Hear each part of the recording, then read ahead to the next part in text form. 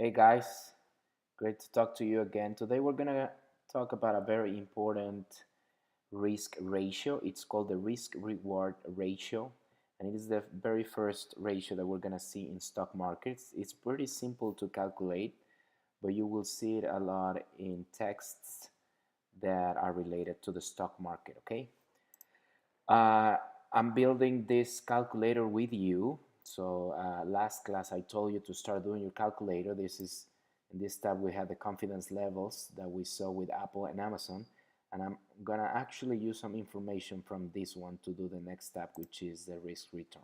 Okay, so I'm gonna work with Apple. I figure Apple's pretty popular. It's a good stock, so I'm gonna work with this stock.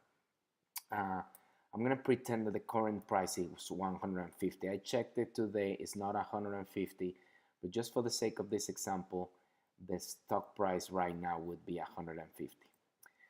Now, we have a highest value from our data from the previous class of 157.92. That's the highest of the current month in January, okay?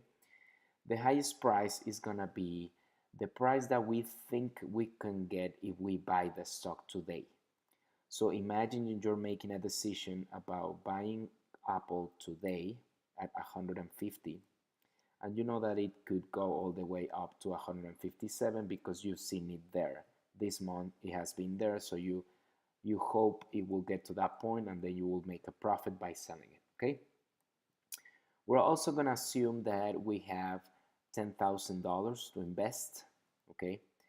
So those $10,000 divided by 150, which is the current price, will give us the number of stocks or shares that we can buy. I added the round down function because you cannot buy partial shares. So you have a total number here. So we can buy 66 stocks with this $10,000, 66 stocks of Apple, okay? All right, what's our potential profit per share? If you see the difference between the highest price and the current price, that will give us the highest potential profit that we can get per share. And the total would be just multiplying that potential profit times the stocks we purchase or shares we purchase, okay? So we have a total potential profit of 522. And again, this is assuming that the stock can go all the way up to 157.92, okay? Well, the risk return ratio is pretty simple. It's only gonna divide your potential profit by the money you invested. So you invested $10,000 and you can with 522.72. Well, your risk return ratio is 0.0523.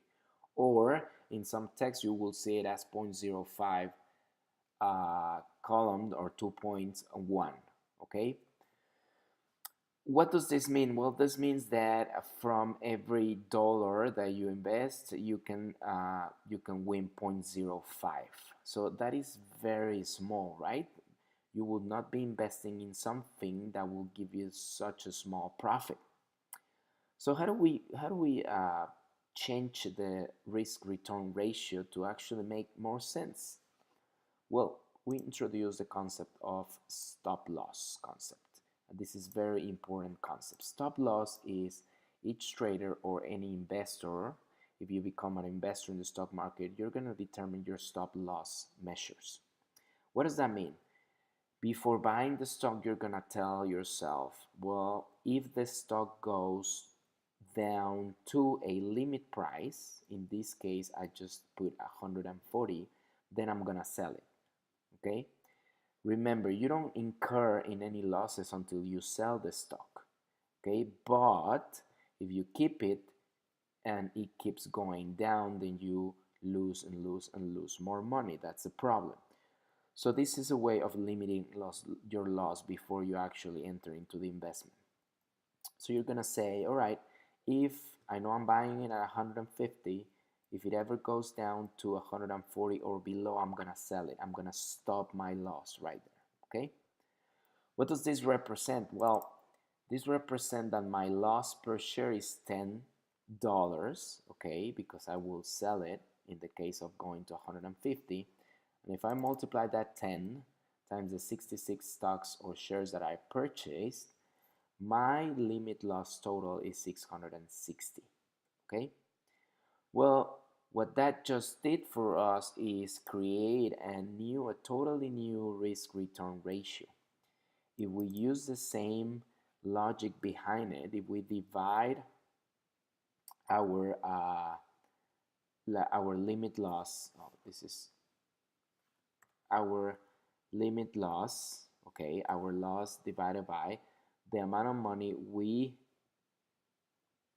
invest, okay, it improved to 0.066, right? Now, if you